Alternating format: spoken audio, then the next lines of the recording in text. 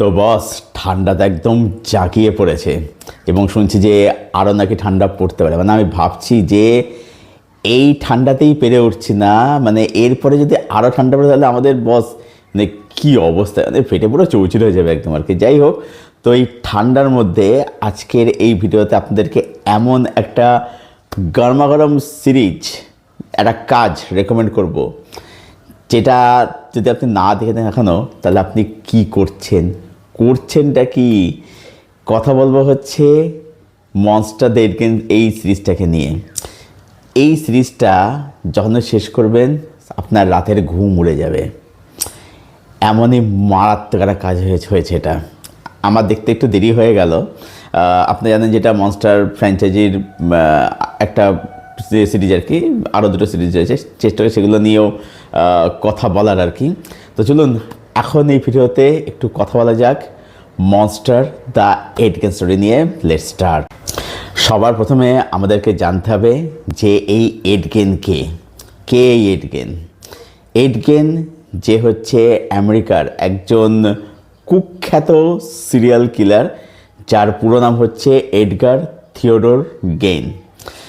এই সিরিয়াল কিলারকে নিয়ে সারা পৃথিবীতে বহু সিনেমা সিরিজ হয়েছে, ডকুমেন্টারি বহু কাজ হয়েছে, যার মধ্যে উল্লেখযোগ্য হচ্ছে আলফ্রেড হিচকক পরিচালিত psycho, 1960 cinema psycho, Norman bets. হ্যাঁ, সেই নরমান বেটস ক্যারেক্টারটা এড গেমের থেকেই ইন্সপায়ার ছিল। এবং আপনাদেরকে এটাও বলে রাখি এই সিনেমাটার সম্পর্কে, যে এখানে অ্যান্থনি পারকিন্স, যিনি এই ছবির মধ্যে অভিনয় করেছেন নরমান বেটসের ভূমিকাতে, সে অ্যাকচুয়ালি ছিল হোমোসেক্সুয়াল, বাট খুবই আশ্চর্যজনকভাবে এই সিনেমাটা করার পরে সেই অভিনেতা অ্যান্থনি পারকিন্স সে কিন্তু স্ট্রেট হয়ে গেছিল।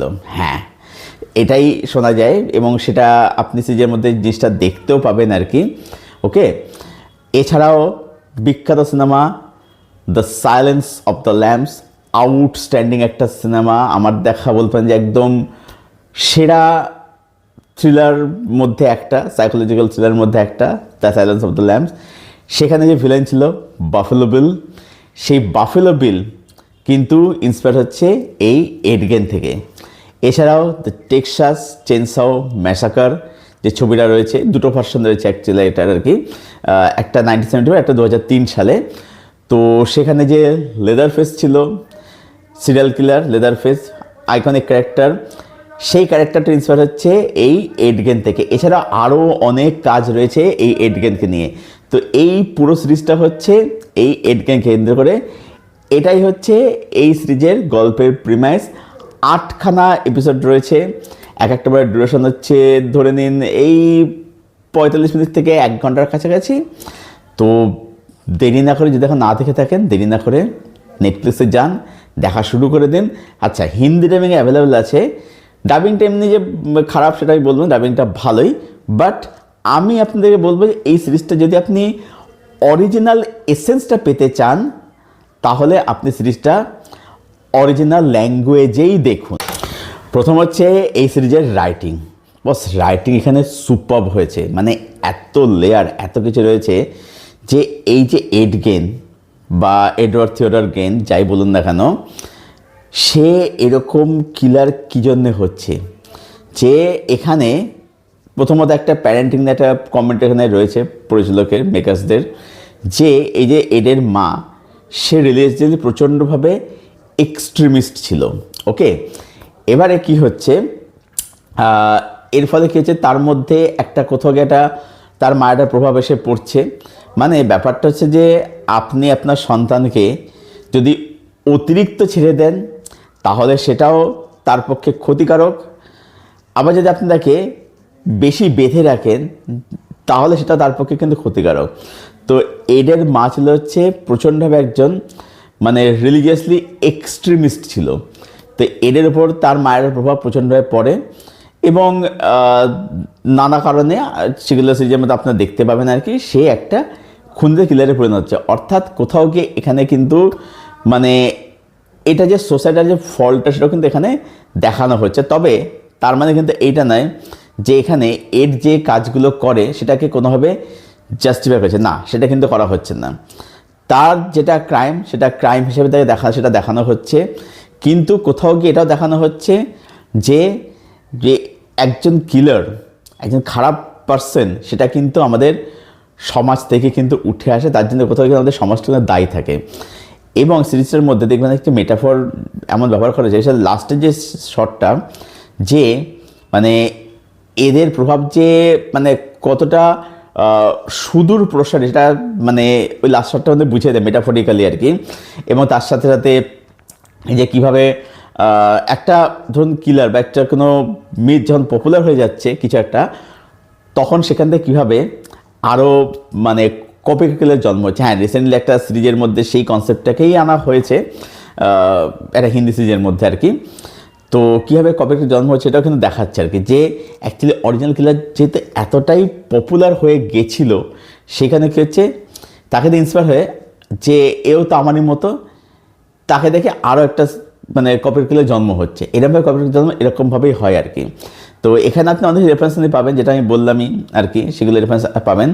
আচ্ছা, এখানে কিন্তু অ্যালফ্রেড হিচককে কিন্তু দেখিয়েছে। হ্যাঁ, এবার সেই চরিত্রে যিনি অভিনয় করেছেন টম হল্যান্ডার, মানে প্রথম কথা মেকআপটা এতটাই ভালো হয়েছে দেখবার মতো। মানে আপনি যদি দেখেন আর কি, হিচককের চেহারা না খুবই একটা আনস্মার্ট, খুবই একটা অদ্ভুত দেখতে চেহারা ছিল তার আর কি। বাট যে ব্রেন শুধু চেহারায় সব কিছু হয় না, আসলে হচ্ছে ব্রেন। ওই ব্রেন থেকে যা কিছু বেরিয়েছে না, এই হিচককের কাছ থেকে সারা বিশ্বে কত কাজ যে হয়েছে মানে তার কোনো হিসাব নেই আর কি। ওকে, তো হিচককে দেখেছি। এবং অবশ্যই তার সাথে ওই ইয়ের কি যেন সাইকোর সিনটা, যেটা রবার্ট ব্লকের নভেল থেকে অ্যাডাপ্ট করা হয়েছিল আর কি, মানে যেখানে নভেলও লেখা হয়েছিল সেখান থেকে সিনেমাটা হয়েছে।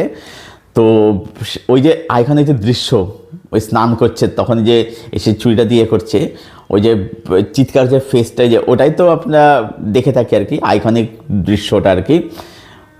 ওই সিনটাকে রিক্রিয়েট করা হয়েছে, আউটস্ট্যান্ডিং আর কি, দারুণভাবে করা হয়েছে। তাছাড়া যেটা বললাম যে অ্যান্থনি পার্কিন্সের কথা, সেই অ্যাক্টার যে করেছিল সেটাও দেখানো হচ্ছে আর কি, মানে রিয়েল ফুটেজ না অবশ্যই আর কি, মানে সিনেমাতে অন্য অভিনেতা সেখানে অভিনয় করছে আর কি, তো সেগুলো দেখানো হচ্ছে। তো দুর্দান্ত রিসার্চ কিন্তু রয়েছে, ড্রামা রয়েছে, ইমোশন রয়েছে। মানে আমি এটাকে বলবো যে এটা হচ্ছে একটা, আমার কাছে এটা না একটা কী বলবো, এটা হিউম্যান ড্রামা আমার কাছে একটা। মানে এটা শুধুমাত্র যেটা সিরিয়াল কিলের গল্প যে তা নয়, এটা এর পাশাপাশি একটা বৃহত্তর একটা সোসাইটির গল্প বলছে, একটা সোসাইটির ফেলিয়ারের কথা বলছে, বা আমাদের ফেলিয়ারের কথা বলছে, যে কিলার কিন্তু অ্যাকচুয়ালি মানে সেও তো সমাজের একটা অংশ, তো সেই সমাজ থেকেই তো অ্যাকচুয়ালি উঠে আসছে। তাহলে সেটা উঠে আসছে কী জন্যে, কোথাও গেলে আমরাও রেসপন্সিবল একজন কিলার তৈরি হওয়ার পেছনে। তো এই যে লেয়ার দারুণ, এবং বুঝতে পারছেন যে এই কিলারকে নিয়ে, এই এড গেনকে নিয়ে কেন এতগুলো কাজ এত হয়েছে, মানে কিছু হয়েছে, সাইলেন্স অফ দ্য ল্যাম্বস, তারপরে হচ্ছে টেক্সাস চেইনসো ম্যাসাকার, সাইকো, মানে বুঝতে পারছেন যে মানে তার ভয়াবহতা কতটা মারাত্মক ছিল। পারফরমেন্স এখানে যারা অভিনয় করছে প্রত্যেকের অভিনয় কিন্তু এখানে ভীষণ ভালো হয়েছে। স্পেশালি এইড গেনের চরিত্রে চার্লি হান্নাম, আমি জানি না সঠিক উচ্চারণ করলাম কি না, যদি ভুল করে থাকি তো কমেন্ট বক্সে শুধরে দেন। তো তার অভিনয় আপনি জাস্ট দেখবেন, আউটস্ট্যান্ডিং অভিনয় করেছেন সেই অভিনেতা। আমি অভিনয়ের কাজ এটাকে কখনো দেখিনি, বাট তার অভিনয় কিন্তু দেখবার মতো। এছাড়াও বলতে হয় হচ্ছে Tom Hollander, not Tom Holland, ঠিক আছে, টম হল্যান্ডার যিনি অভিনয় করেছেন অ্যালফ্রেড হিচককের ভূমিকাতে। প্রথমত মেকআপ তো দেখবার মতো, যেটা আমি বললামই, এবং তাকেও দেখবেন যে তিনি হিচককের যেরকম একটা বডি ল্যাঙ্গুয়েজ ছিল সেটা যেভাবে তিনি ক্যারি করেছেন দেখবার মতো। এছাড়াও যিনি এখানে এডের মায়ের ভূমিকায় অভিনয় করেছেন, এখানে প্রত্যেকের অভিনয় কিন্তু এখানে খুব ভালো, একমাত্র প্রত্যেকের অভিনয় আর কি দারুণ, প্রত্যেকের অভিনয় সবাই নিজের জায়গায় খুব ব্রিলিয়ান্ট পারফরমেন্স কিন্তু ডেলিভার করেছে। টেকনিক্যাল সিরিজটা সুপার ব্রিলিয়ান্ট, মানে এখানে এরকমভাবে মানে লোকেশন বলুন, ক্যামেরার কাজ বলুন, মেকিং বলুন, কালার গ্রেডিং বলুন, বা এখানে যে গোর রয়েছে, ভায়োলেন্স রয়েছে, সেগুলো যেভাবে এস্টাবলিশ করছে, বিভিন্ন মোমেন্টে যেভাবে এনহ্যান্স করছে, দেখবেন মতো আর কি। টেকনিক্যাল সিরিজটা কিন্তু বলতে যে প্রচণ্ড ব্রিলিয়ান্ট, প্রচণ্ড সাউন্ডেড, মানে সিরিজটা যে একটা ডার্ক, যে একটা টোন, ডার্কার টোন আছে, সেই ডার্কার টোনটা কিন্তু খুব ভালোভাবে কিন্তু সিরিজটা কিন্তু এনহ্যান্স কিন্তু করতে পারে আর কি। টেকনিক্যালি সিরিজটা মারাত্মক ব্রিলিয়ান্ট, মানে এর যে কোর এসেন্স সেটা কিন্তু খুব ব্রিলিয়ান্টলি ক্যাপচার করতে পারে। Now final verdict and rating. Final verdict এটাই, যেটাই প্রথমেই বললাম যে না দেখে থাকলে কি করছেন। ঠান্ডা পড়েছে, আমরা গরমাগরম কাজ দেখা শুরু করে দিন। আউটস্ট্যান্ডিং, যখন শেষ করবেন রাতে ঘুম উড়ে যাবে, এতটাই মারাত্মক কাজ। তবে একটা কথা বলবো, ডিসক্লেমার, সেটা হচ্ছে যে এই কাজটা আপনি বাড়িতে বাবা মা বা কোনো বড়দের সামনে বসে দেখবেন না, কারণ প্রচুর মানে অ্যাডাল্ট সিন রয়েছে, একদম র একদম কোনো ফিল্টার ছাড়াই, ঠিক আছে। সিন প্রচুর রয়েছে এবং তার সাথে সাথে প্রচুর গোর রয়েছে, কাটাছেঁড়ার দৃশ্য রয়েছে, তো সেগুলো খেতে বসেও দেখবেন না। তো সেই মতো কানে হেডফোন দিয়ে সেই মতো নিজের মেয়েতে দেখবেন আর কি, ওকে। কিন্তু দেখবেন তো অবশ্যই দেখবেন। Highly recommended. রেটিং আমি এটাকে দেবো 9/10। এটা মানে সিম্পলি 8.5-9 মতো কাজ এটা হয়েছে আর কি।